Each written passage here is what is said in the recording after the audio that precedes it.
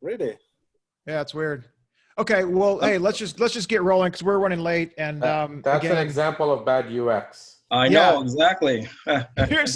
here we're gonna give you a real world example of bad UX, which I is know. that you can't. There it goes. There, finally, Got it? it's Okay, working cool. now. All right, hey guys, sorry, go I'm for gonna it. just dive right in. I'm gonna go a bit quick, so I'll stop between and ask questions. If you guys, if anything's unclear, feel free to stop me or ask questions.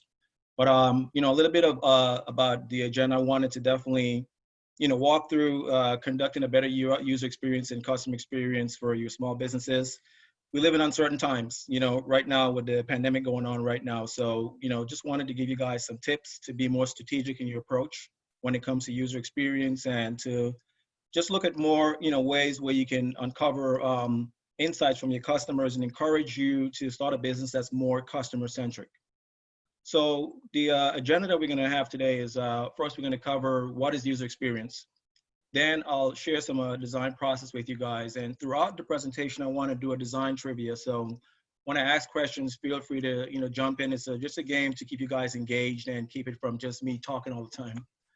So there's 5 W's of UX I'll also cover. I'll take a look at some user experience fails, some things to avoid. And I'll take a look at, small businesses benefits from user experience. And then we'll cover customer experience. And in customer experience, we'll take a look at some tools we use for customer experience, like building personas, using journey maps, and just talking about some of the applications that I currently use when I conduct my customer experience. So a little bit about me.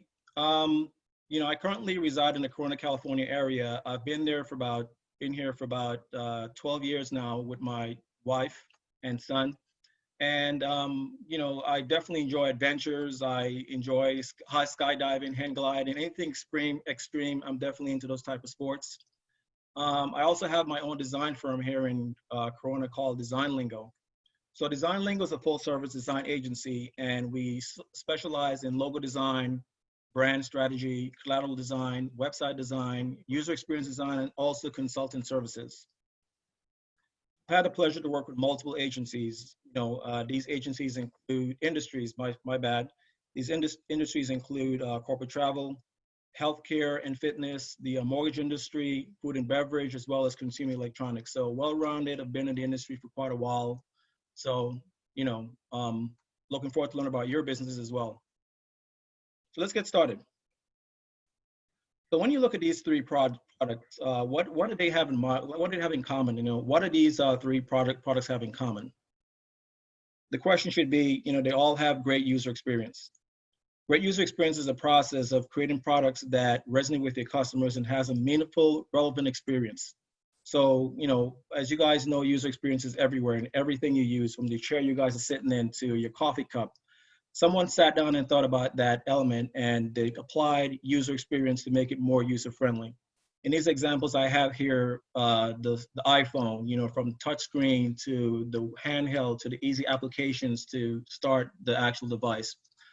From the ergonomics to the ketchup bottle to make you get every last drop of that ketchup from the bottle, the way it's designed, where you can hold in your hands, to the thermostat, the ease of use of the thermostat. These are all items that had a user experience in mind and create a better initiative for customers to use and create delight. So if we were to define user experience, we would identify it as user experience encompasses all aspects of the interaction of the user's interaction with a company's product or service. User experience touches interaction design, it touches content strategy, user research, it looks at visual design from your information architecture, as well as the usability of different products and services. Good user experience gives the ability to find information quickly, to help you to complete a certain task, to improve your customer satisfaction, to be visually engaging and functional, and to also help your customers to experience delight. So these are the key benefits of user experience. When it comes to user experience and conducting user research, you have to apply a design process. It's a 5-step process that helps you to understand your customers, to identify how to explore your different solutions and services, and also implement a service or implement your goals or solutions once you identify what your situation is you're trying to solve for. So these 5 steps are: you want to define your process. So this is where you conduct your user research to define your users' pain points of the existing problems. And this is an empathetic approach. So it definitely helps you to understand your customers' needs and what their goals are and what problems you're trying to solve. And then you have the ideate phase. So the ideate phase is when you generate a bunch of ideas based on utilizing feedback from your internal and external stakeholders, where they provide feedback to identify, is this going in the right direction? Is this the problem we're trying to solve, and how? Then you have the prototype phase. So in the prototype phase is when you build loose ideas like a low fidelity wireframe or a high fidelity wireframe that shows a click through to identify, is this going in the right direction? Does this truly solve the problem? And then you test your idea. So the test phase is where you create a clickable prototype to actually test that idea, and it's an iterative process. So you have to go back to the ideation phase if that test does not really solve the issue, and continue to create ideas that provides that solution. And then you have the launch phase. This is where you will launch your actual product and you measure the performance to identify, did it solve the issue and did it address the customer's needs? So let's apply this to an actual example. Let's say, for example, you have a website, and on that website, you have a products and services page that you have complaints that customers can't find information they're looking for on your actual website. Your contact form is not engaging customers and you're not getting leads. The first thing you would do is you would define what that issue is. This is where you identify who are your key customers, who are your personas. Then you form key decisions you want to solve around to address the issue. Then you create objectives, and then you form a hypothesis to your best guess to the solution. Then you go to the next phase, which is the ideate phase. This is the phase where you form a design thinking session. So you get together with your internal stakeholders and your external stakeholders. Now it's important to understand that this is where you have to involve your end user, who's your customer, in this process to make sure that they have provide feedback to you to make sure you're going in the right direction to solve this particular problem that you have with your website. This is where you're going to generate your ideas and you validate your hypothesis as well. In the prototype phase is when you create that low fidelity wireframe. So it's a quick sketch to identify, is this design or this new structure helps to solve the issue. So you would redesign the website in a loose wireframe design. And then from there, once you get approval or buy-in, then you create a high fidelity design. So a high fidelity design is a clickable format. So this helps to avoid going into development and spend a lot of wasted time. So you mainly focus on a high fidelity design that's just a loose mock-up with clickable regions to identify, does this prototype meet the customer's needs? Then the next step is to test. So you form an actual test location where you actually have a screen where the customers can actually go through this actual test to identify, now that I redesigned my website, does customers have the ability to find their products and services page easily? And does my contact form allow customers to quickly fill it out and provide feedback? The last step is to launch. You launch your product, you launch your website, your new redesigned website, and you measure its performance. So these are all 5 areas that helps with your user research and design process. I'm going to stop here before I go any further. I wanted to just engage the audience and get your feedback. Can anyone share any ideas or thoughts? Have you applied a design process like this in the past or something similar? And just want to hear from you guys, how have you implemented your new products and services when you launch your company? So for those of you that just joined, you can either put your question in the chat and we'll ask it. I'll ask it, and Jermaine will respond, or you can raise your hand and you can unmute yourself and you can ask the question. So since we have a smaller group today, certainly audio is fine. And I'm going to start out with a question just because I meant to ask you this, and it may be later in the presentation, but we might as well cover it here, Yep. Which is we have a mix of founders here in the region that some have launched products, some are just in the ideation phase. Can you just give a couple of prototype software packages that you recommend for startups to use just quickly while we wait for questions to come in? Absolutely. So yeah, I'll also cover a slide that covers that. So the prototyping tool that I use is user experience. I use a tool called XD, Adobe XD. I also use a tool called Validately. And these are all applications that helps you to conduct user tests where you can take these actual wireframes or loose wireframes and get customer feedback, and it allows you to create those clickable regions that I mentioned. Cool. It's very intuitive and user-friendly, and it's a quick turnaround. And again, the goal here is to not go into development, but to also create a quick wireframe to get quick feedback from your customers, so you can validate a hypothesis and then go into development phase. Yeah, no, I think one thing to consider, I know that some of the startups that have already launched products think this might not be for them because they've already launched their product. But I'd argue that many of the startups who have launched products, at least we mentor about 200 startups here in the Riverside Inland Empire region, and many of them have not done this process. So even if you launched a product, you can still go back and get better at iteration. So I would still recommend using a process like this, even if your product's already out in the market, as you get customer feedback to improve your product. So that's a great question. That's a great comment. So yeah, this process is very multi-dimensional, and it's not a linear process as well too. So you can implement this process in any phase you're at. So let's say you already have an existing product, like you mentioned. You can implement this phase at any stage where you're at in your design phase. So the key goal here is to make sure your customers are involved early on in the process, so that when you do launch that product, they have buy-in and they've had the chance to validate that this is the solution to their problems. Well, it doesn't look like, if there are other questions, why don't you go to the next slide and then we'll come back. Sorry, can I ask? Oh yeah, go ahead. Sorry, I didn't see your hand. Go ahead. No, I was trying to look where to raise my hand. Oh. Bad user experience again. Yeah, really. No, I use Teams for my presentations as well. So I'm having a hard time with Zoom, but yes, I understand. Yeah. So I have a question here, because I have a B2B software that we launched. I learned a lot. I was just right before you joined. I was saying that I learned a lot already watching them use. So we've made some changes. But functionally, my thought process has been, and you can tell me with your experience, a lot of times when you're creating something new, the end user doesn't know, and they could potentially give you the wrong feedback.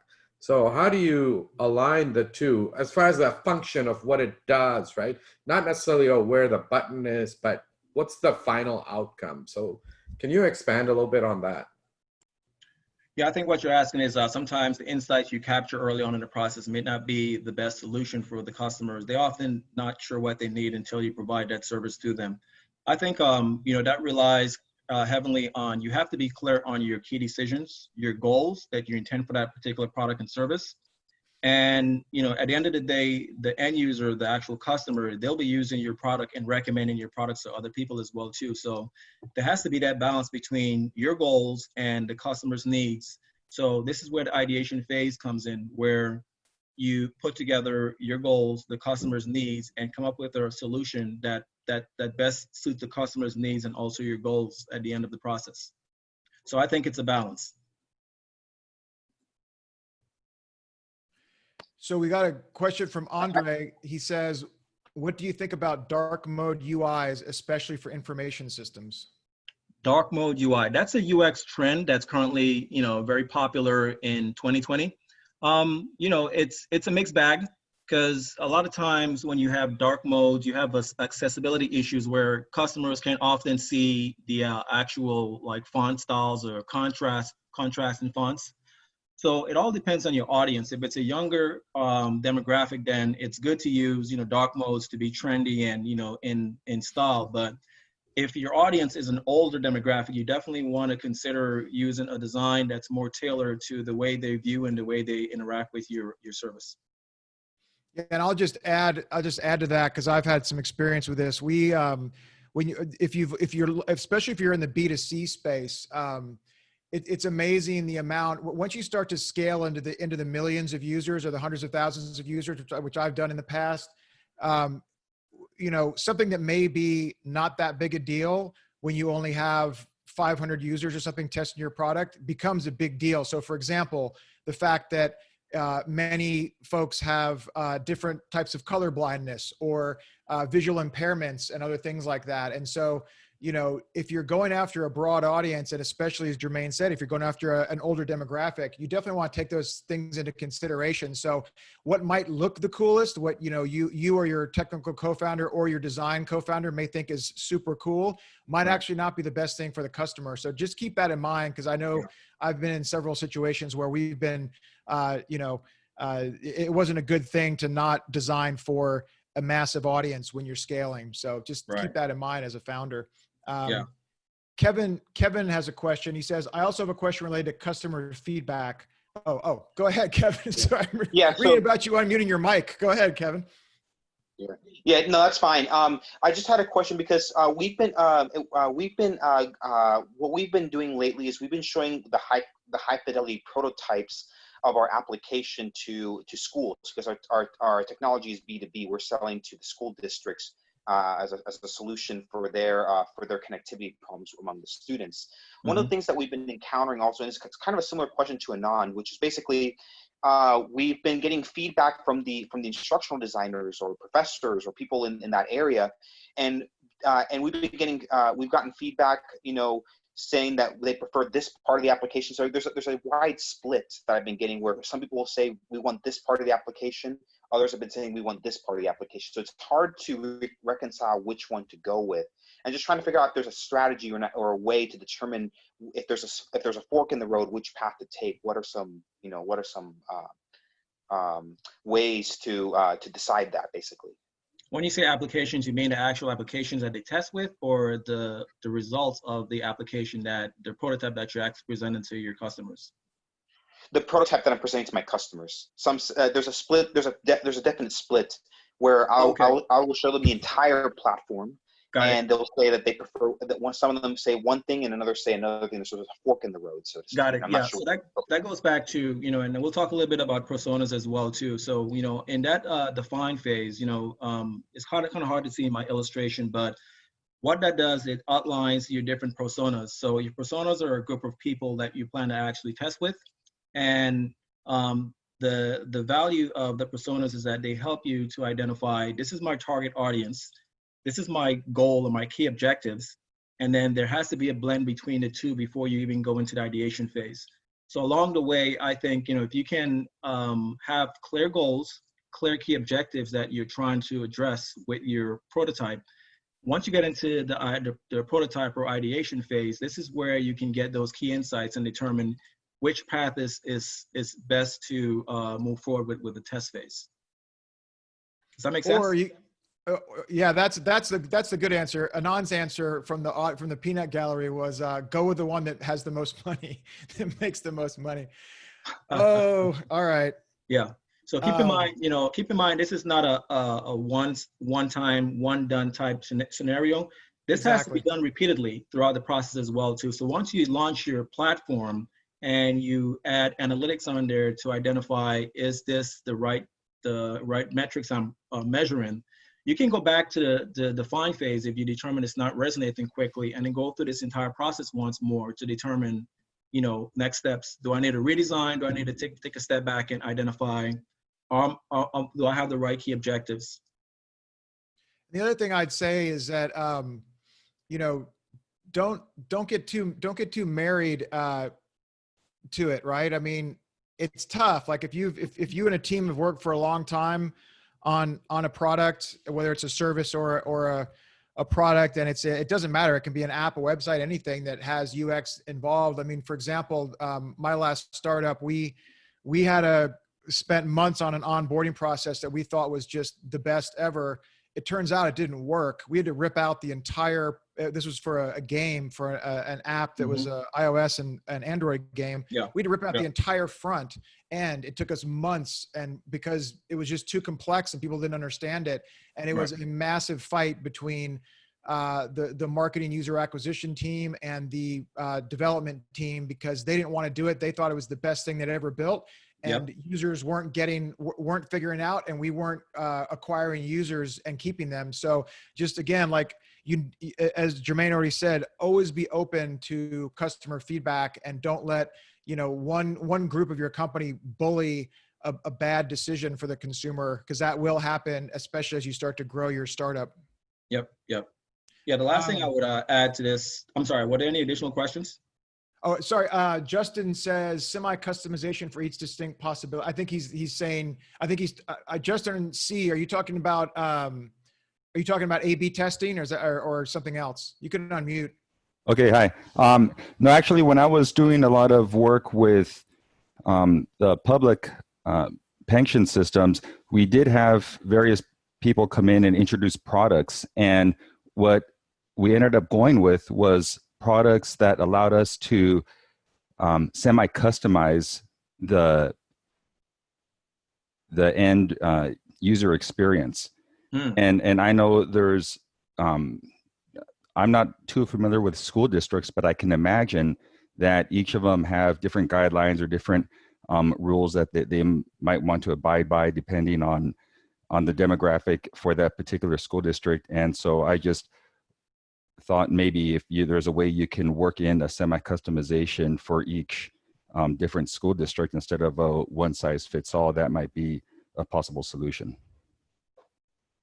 Yeah, I see what you're saying. So you're saying give the user some customizable options, obviously, that then as a B2B startup, you wouldn't have to necessarily, like, if they didn't like a certain thing, then yeah, I guess that does create some software and app complexity to give the user that capability. So I guess you'd have to just figure out, is that in your budget? I mean, of course, it'd be easier to do on a website because there's so many content management systems out there that for websites that aren't that expensive. But for an app, I can tell you, having tried to do some customization work on another project, that can be extremely expensive to give users control over the design of the app.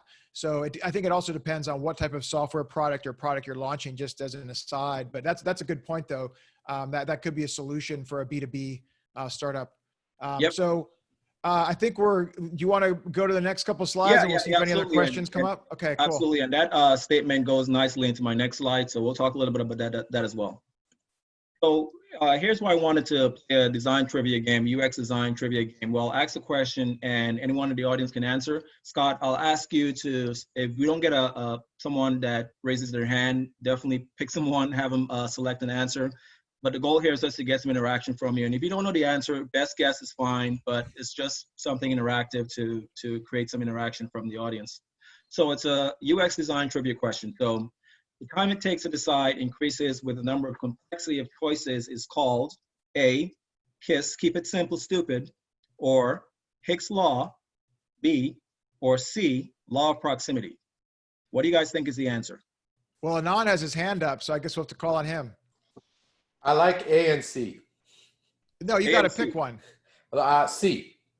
Okay, law of proximity. And the answer is Hicks law. The comment I was just made earlier about having a customized feature for different users, it's a design principle called Hicks law. So the time it takes to decide increases with the number of complexity of choices. So the more choices you give a user, the more barriers you create for that user to make a decision. So you have to be very careful to find that balance where you have to have at least some simple options for the user to move on to the next stage of your buying cycle. So these are things to consider once you create a user interface. So that saying less is more, they're referring to the principle that's called Hicks law. All right, so I'm gonna go to my next slide. And when it comes to great user experience, there is 5 W's that I'd like to apply. What problems are you trying to solve? So again, in that define phase, be very clear on your goals. Be very clear on the key issues and your objectives that you plan to solve in your design process. Who is your customers? This is where you build that ideal persona to identify who is your ideal customers. Oftentimes you might have the wrong subset of customers. So think about, that ideal customer, what are their goals and what are they trying to solve? Then where can you improve on the patterns? You might want to look at your competitors or just do some existing research to identify who has had a similar problem in the past and how they've come to a solution. And then there's the when, when should you get feedback? We've talked about this before. You want to get feedback early on and often in the process. So no matter where you are in that design process, you want to continually get feedback from your customers. And then there's the why. Why does your solution solve the problem? Be very clear and be able to articulate the reason behind the why. how does your solution solve that foundation for a short-term or long-term strategy? So one thing that we're seeing, Jermaine, here in the region, with this crisis that we're all dealing with, the COVID crisis, we have our team of mentors at Epic. We're helping dozens of companies take a look at their business and figure out how they can pivot. And so I think that for those of you that are either have startups or existing businesses and you are looking or being forced to pivot by things like out of your control, like COVID, this is something else. Again, even if you didn't do this when you originally started your business, you can go back and put this type of design thinking into your pivot. And this is something that we also walk the startups and the other existing businesses through this same similar process. It's not so much from a design perspective, just from an overall startup perspective. So this is a really important slide to take to heart. Yep. And I can share this deck with you guys later on if you guys want to keep this stuff in mind or grab notes as well. Cool. The user experience design field, when it comes to user experience research, oftentimes as business owners, we form assumptions that we think that what the products and service we're providing is the ideal solution for our customers. But without doing user research that involves real people, we oftentimes, make the wrong assumptions and don't test those assumptions. And oftentimes we come up with a product and service that fails and doesn't meet the user's needs. So the key here is to, early on and often involve real people in your user research to get feedback and to validate your assumptions. If you don't, you can end up with products and services that are overly complex and non-functional. So, keep in mind that, all these different elements were stuff that were created without involving users early on in the process. So, for example, how many times have you been to a website where it's asking for all these different credentials to create a username and password? It's very frustrating, and it raises a barrier and it creates a bad user experience for your end user. The number 4 item is the toolbar from Outlook in the past, where they had all these different options for users, going back to the Hicks law principle, where you provide so many options, you just, the user doesn't know where to begin or where to start. So all these different stuff is stuff to consider. Keep it simple and involve the user early on in the process so you can validate your hypothesis and make sure you're going in the right direction. Now the trivia question. So, blank are carefully crafted tactics that are used in websites and applications to make you buy or sign up for things you didn't mean to. A, user flows. B, call to actions. Or C, dark patterns. All right, somebody.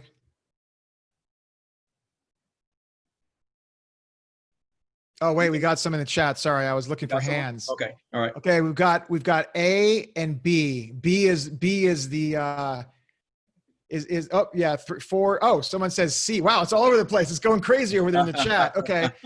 All right. Well, I know the answer, but let's we've got A, B, and C from the audience. So all right.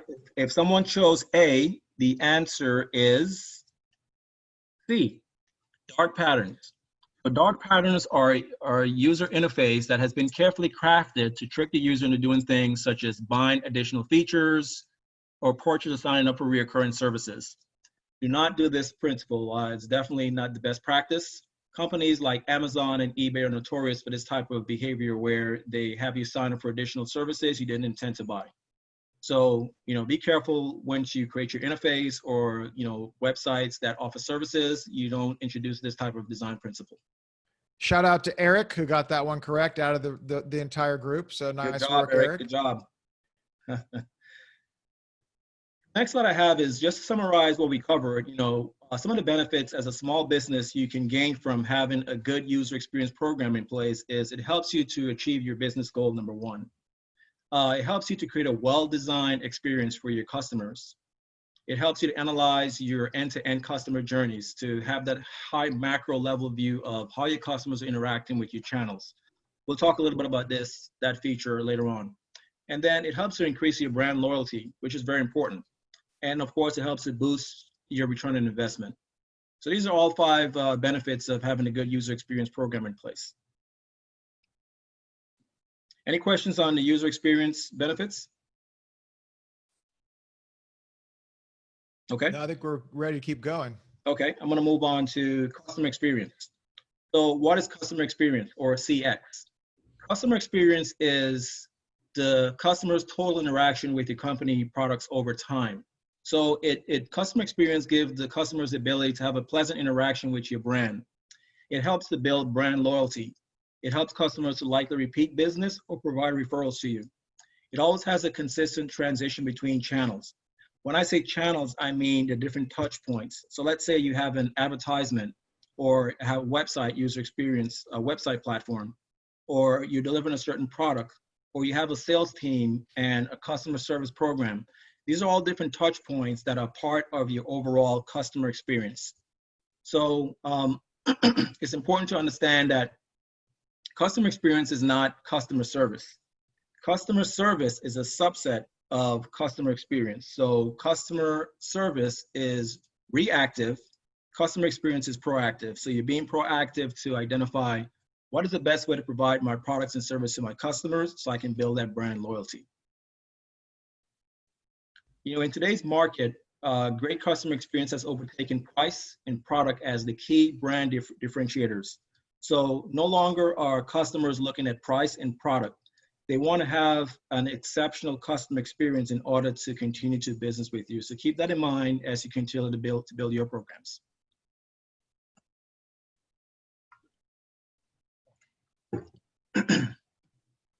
Big brands measure experience data to maintain a competitive edge. Companies like Apple, ESPN, there are all companies that use experience data to help to retain customers and build that competitive edge. Another term that has been used in the industry is called XM, and that's called experience management, where you look at not only your customer information, but also your internal information. So you're looking at feedback from your vendors, feedback from your sales team, as well as your customers to create a well-rounded program that involves feedback from different avenues to maintain that competitive edge. So that term is called XM. So, you know, in your literature, you'll see that term used often in the near future. As mentioned, companies like Starbucks, Apple, Zappos, and Disney, those are all companies that leverage excellent customer experience programs to build that brand loyalties and keep their customers coming back for more. I mean, just the other day I saw the Apple store, even in the middle of a pandemic, the line is still wrapped around the building for people to go in and use their Apple products and services. I mean, that's what I call excellent customer service and customer experience as well. So another trivia question I'll ask the team. So you're standing in the line at Starbucks and the barista unexpectedly tells you that today the coffee's on the house. This is an example of a fixed reward, A, B, social proof, C, variable reward, or D, social distancing. All right, we got a lot of C's coming in here. A lot of C's, variable reward? Yeah. Okay.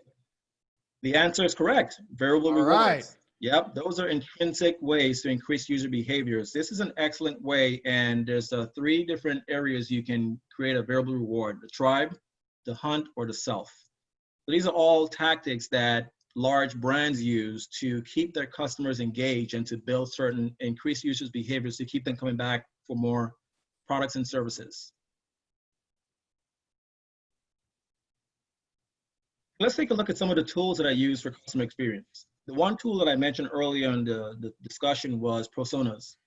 So personas are a character developed through research that represents a common group of people that you plan or target in your customer experience or user experience program. What it looks at is their goals, their frustrations, and their motivations to buy your product or service. It also identifies their personality and what type of technologies and brands that attract these particular customers.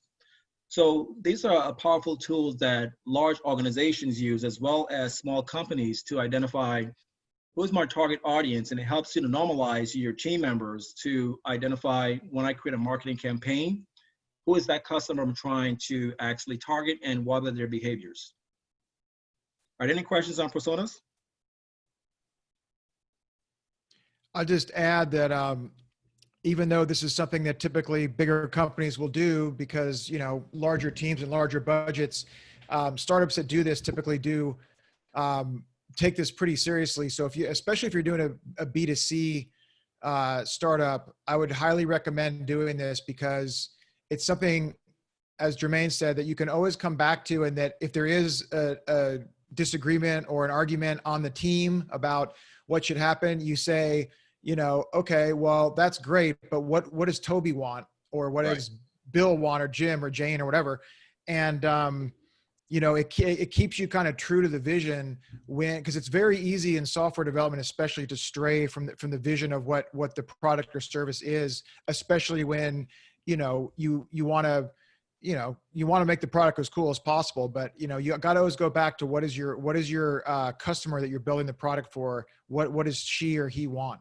That's correct. That is correct. Yep. And keep in mind that the picture is a fictitious picture, but the actual content is actual research data that you use. So it's data that can be leveraged often and throughout your campaign. And once you bring someone new on your team, they can all be use this persona to identify who is an ideal customer to target. The next tool for customer experience programs are journey maps. Another powerful tool that helps you. We talked a little bit about journey maps, and a journey map is an end-to-end process that goes through how your customers will complete a goal over time. So it looks at how customers become aware of your products and service, their consideration to buy, the level of purchase when they actually purchase that product, once they engage with a particular service, how they use that service, and throughout time, how you build that brand loyalty. So it's an end-to-end macro view of how customers interact with your products and service. It's an omni-channel approach. And the benefits of a customer journey map is it helps you to understand your customers' touch points, to identify what operational efficiencies you might have. It helps you to understand, you know, where there's issues or stuff you might need to address. And then it helps you to discover opportunities as well, where you want to continue marketing that specific channel. This is a simple version of a customer journey map, but it can be as complex as something like this example that is multi-dimensional, that shows the life cycle of a user that goes through a 2 to 3 year buying cycle. And it touches on the customers, how they feel and how they think about your products and service. It includes personas as well as a sales funnel and objectives. So again, I just wanted to show these two examples to outline that a customer journey can be very simple or it can be very complex. You know, in this case, for a small business owner, you want to leverage something that's more easier to digest and just shows your different touch points and where there's areas for improvement. The question was asked earlier in the conversation about what tools I use to capture customer experience. I put together a list of tools. One tool that I leverage quite often is called Qualtrics. Qualtrics is a customer experience tool that allows you to capture customer insights directly on your website platform. You can integrate feedback applications on your website where you can capture real-time data from customers. You can create surveys where you can send a survey to customers via email or via a database to capture insights. And it integrates that database. It's similar to MailChimp, but it's more powerful tool where it's more integrative into your website and your customer experience program. So I would highly recommend that you take a look at Qualtrics if you plan to put together a similar program. And then there's MouseFlow. MouseFlow is a program that can, again, integrate into your website, and it identifies the different click interactions that your customers will have with your website platform. So for example, if you have, going back to that example we raised earlier about the contact form, if a user is clicking on a certain feature or call to action on that contact form, it measures that click interaction and determine if that click interaction is a click rage or if it's a one-click interaction and how much time on page the user spends. So it also measures your scroll depth. So if you have a page design that is has too much of a scroll depth, it provides suggestions on how you can redesign that page to allow for a better scroll experience. And then there's Validately. Validately and usertesting.com are two tools that allows you to conduct user testing to collect user feedback directly from customers. And I'll talk a little bit about the two different types of ways to capture customer insights in a minute. And I'm sure we're all familiar with Google Analytics. Hey, Jermaine, Anand has a question. Yep. Oh, you're muted. There you go. So I have a question on, I haven't used any of these as far as the mouse flow validatedly user testing or Qualtrics. I used another one, I think called Hotjar, and I mean, there's several of these, right, out there. Yes. Yep. But what I need is actually something that doesn't capture the on-screen data. Every one of these I tested, you could see the on-screen data. And I'm in finance and fintech.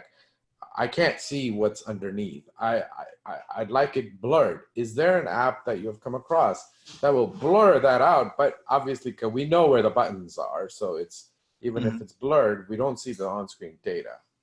You don't want the data. You want what's behind the data. So you think talking about analytics, or? Yeah, I mean, I want to, like, I did a whole mouse flow one. Yeah. Right? And but I could see this on-screen data of the clients. Yeah. And I can't have that on my application because everything has to be private and secure. So I was trying to figure out if there is another software that will actually blur out what we're seeing on the screen, but you kind of see, like, hey, where they are going overall. So is there one like that you've come across?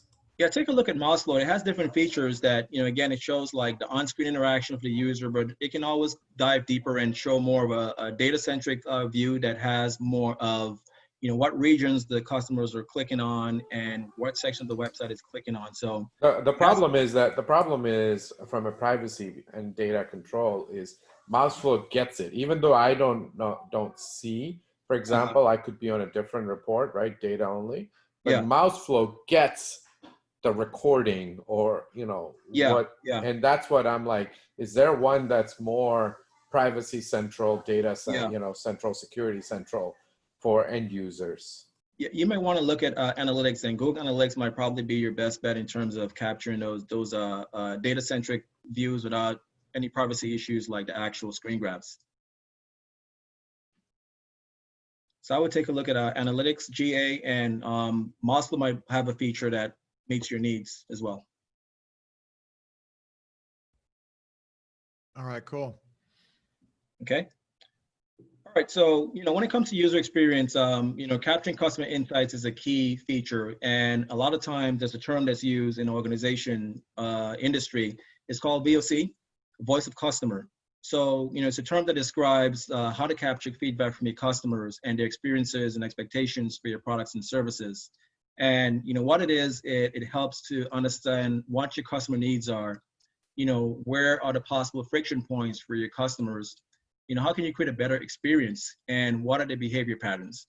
So it's a term that's used in industry, and I'm sure if you guys haven't heard it before, or if you do hear it in the future, VOC stands for voice of customer. So if you look back at ways to capture VOC, some of the test methodologies that I currently use are utilizing tools like Qualtrics and Validately. I can conduct unmoderated usability studies.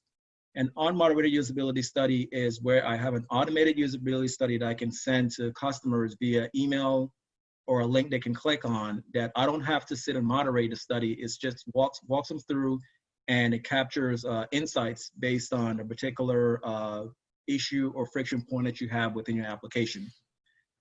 This is the preferred study if you want to catch a large volume of users and get a high feedback from users to determine what is the next step for your product development.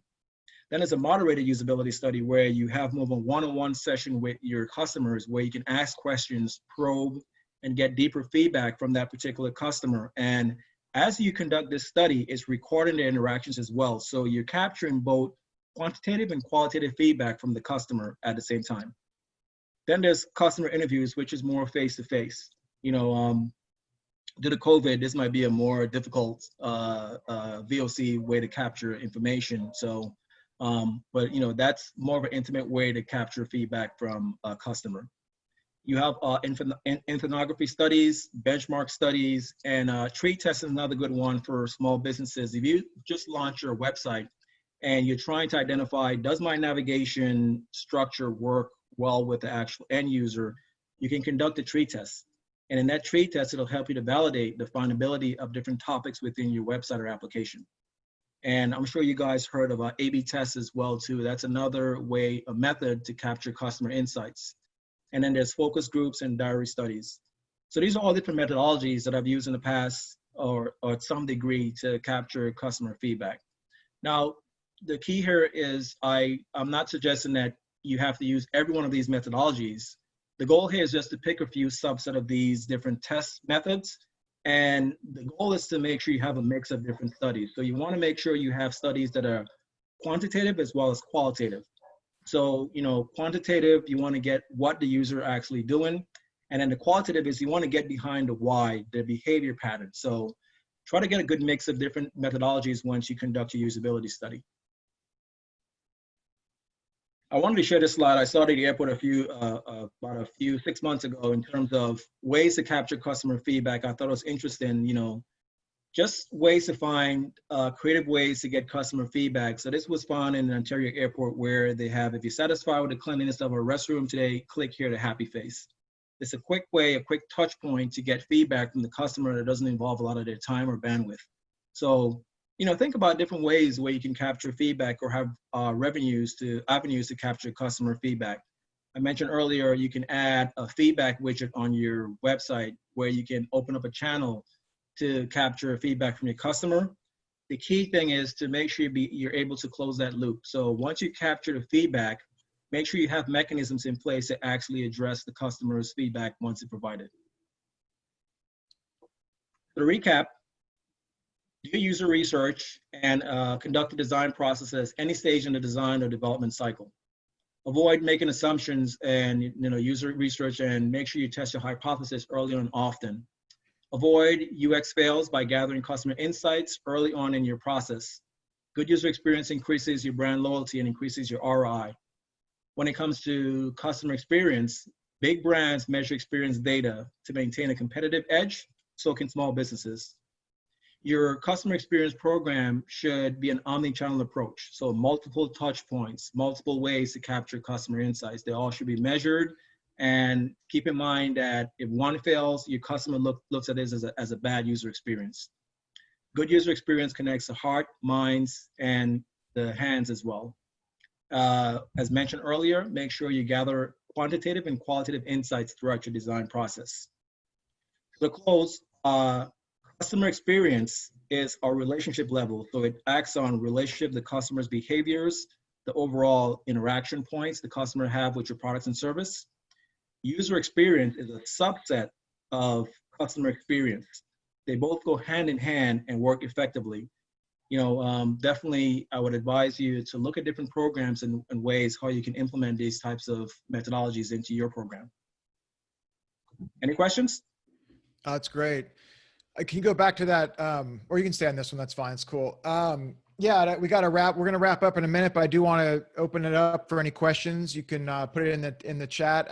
Eric wanted to ask about bias from the red face restroom. Who wants to touch a dirty bathroom wall? I think that's more of a joke than a question, but that probably is a valid point. You know, a couple of things. I know there were a few founders that texted me and emailed me, said they were going to watch this and they couldn't make it. And I just want to make a couple points. One is that obviously as a startup, you won't be able to afford all this initially. Some of the stuff that Jermaine showed on the slide about the qualitative and quantitative feedback, you'll want to, you need to have a balance. Obviously, initially, you're going to be getting the information from your friends and from people that know you, but there does need to come a point where you start getting feedback from people who you don't know or don't know your friends or don't know anyone, because there's nothing worse than getting a bunch of feedback for a bunch of friendlies, as it were, and then realizing when you launch your product that because you just didn't want to hear the tough love and you just got a bunch of feedback from a bunch of cool, nice people. I mean, I can tell you, it also depends on, I used to do focus groups. When I was at Disney, we had obviously a much larger budget, but we also did a lot of focus groups, both qualitative and quantitative globally. And I can tell you, you could actually see, because this was, when we were spending millions of dollars on products, we were testing, even though it cost a lot of money, we were testing early to make sure there was a demand or an interest. And it was even amazing to see the difference in the cities. Like, for example, the Midwest would typically be more polite. When we tested in New York and LA and the coast, lots of bashing of the products, even stuff they may love from a character, beloved character, et cetera. So, you know, the ability to test broad and wide and get a real snapshot probably isn't available to most startups, but there are tools, as Jermaine talked about, that do help you with this, that give you a more expansive thing. The other thing you can do is you can also test with Facebook ads, Instagram ads, Google ads, to give you kind of a similar thing. So there's a lot. Make sure you connect with us, because, you know, as a mentor team with our EPIC program at UCR, we've done a lot of this work, and we can help you avoid some of the pitfalls of not properly testing your product and also not taking on board customer feedback, because that's probably one of the biggest missteps that startups have, is not taking on board feedback and building something no one wants. And obviously we don't want any of you to be in that position, because we want you to have successful growing either small businesses or scalable tech startups, depending on what you're doing. So Kevin has a question. When should one move from low fidelity to high fidelity wireframes? That's a great question. Jermaine? That's a good question. I think, you know, in the low fidelity phase is where you're capturing all your ideas, your thoughts, feedback from your stakeholders to identify, is this the right path forward? Once you get that validation from those stakeholders, then you can move to the high fidelity phase, where you can have that clickable region or that high fidelity design that more speaks to how it's going to go into development, that provides that framework for a developer to actually execute or create that high fidelity design. So, you know, wireframe is just idea gathering phase, where you capture your design, loose, quick feedback from your end user. Then you go into a high fidelity phase, where it's a more clickable, polished look and feel that then can be passed off to a developer to execute. Yeah, that's good. So any other questions before we wrap up? You can unmute yourself, or anything else for Jermaine, or any questions about UX, UI, CX. Lots of X's here that we've thrown out at you today, but typically a shorthand for experience, as you've probably discovered. So about experience. Yep. Yeah. So well, you know, we really appreciate you coming and joining our founder talks. As we mentioned earlier, for those of you who joined late, we do this every Wednesday. We are trying to create an environment where founders can not only meet each other, but also ask questions of experts like Jermaine. I also want to mention, I'll put it in the chat right now, just in case, we have another series we're doing called Finance Fridays. The Zoom sign up is there in the chat if you want to check it out. We have a group of CFOs who've basically graciously donated their time to come in and help our founders with finance questions, finance related questions, performas, fundraising, et cetera, et cetera. So check that out if you're scaling your company or raising capital, or just want help with your financials. And yeah, we look forward to seeing you all next week, if not before. So thanks. Oh, wait, I just want to make sure we didn't miss a question. Oh, where can we access the recording? You know, good question, Kevin. I guess, you know, send me an email. We're just starting to record these. So I do get a Zoom link that, you know, I'll probably forget to send it out to the entire group, but whoever asks me, I always send out the Zoom links when we record them. So just send me a note just to remind me, and I'll send you the link. And yeah, thanks for joining. Good luck with the startups. And we will, oh wait, got a complex question. Okay, go ahead, Eric. Go ahead. So, I mean, I don't work in the app space at all. I work with more biomedical products mostly. I mean, I'm coaching one company that is actually looking at, you know, how they interact with the customer. So I can understand this would certainly have applications for them. But a lot of the stuff I work with, where there's some new medical therapy or new medical device or something like that, I see less of a need of this sort of approach in those sort of websites, at least for the startup company, I think. I mean, do you see that there are different needs for this depending upon the different space that you're in, or what? No, I would argue that I think it's applicable across any space or any industry that you're working with, especially the medical industry. It's being so highly regulated. You know, you definitely want to have your key personas and who you want to target. And, you know, that should be normalized throughout your team to a degree where they understand who that ideal customer is. You know, if it's a medical device or a particular product that you're creating, it definitely helps to get the team around, you know, this is our goal, this is our objectives, and take them through this process in a simple manner. And as they scale, they can have that customer-centric mindset where once they take on more clients and build more products and services, they've then adopted the idea behind, you know, we have to create a customer-centric environment in order to be successful. Yeah, I think that's good. I think it's good feedback. Yeah, look, I mean, talking to the customer is critical. It's very easy, as we said earlier in the webinar, to not do that because a lot of times you don't want to hear the feedback just as a founder. But, you know, please do it. Check it out. You know, Jermaine's in the region. He's here as a resource. Obviously, you know, here's his info, but also we will, you know, want to invite him back to help us out. We also do a thing that we call with our Epic program. We do a thing called deep dives where we spend 2 hours with the founder or the founding team going over all aspects of the business. And so we do those usually on a quarterly basis. We're just actually wrapping up about 3 weeks of them tomorrow. But, we'll get to one more question from Anand, just one sec though. But just so, you know, we may have a situation where we have, you know, Jermaine or other experts come to your deep dive so that, you know, depending on what kind of questions that you want answered as founders, that is a service we provide. And some of the founders have found it really effective. So keep that in mind as well. Go ahead, Anand, last question. So thank you for your time. I appreciate it and all the knowledge you just imparted.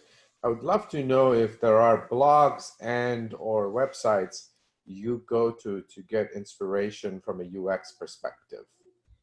Yeah, I can't think of any offhand that would be relevant right now. Well, actually, the two that comes to mind is userexperience.com, nielsennorman.com, as well as another resource that I refer to. And there's a few podcasts that escapes me that I can definitely send you the links to when I get off the presentation. I can send them to you directly.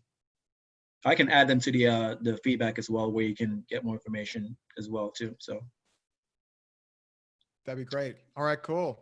Well, hey, Jermaine, thanks for your time. I really appreciate it. Thanks. It was fun. I hope you guys really learned something, and feel free to reach out to me if you guys have additional questions or something come up that may have been missed or wasn't explained thoroughly. I'll be happy to provide additional feedback.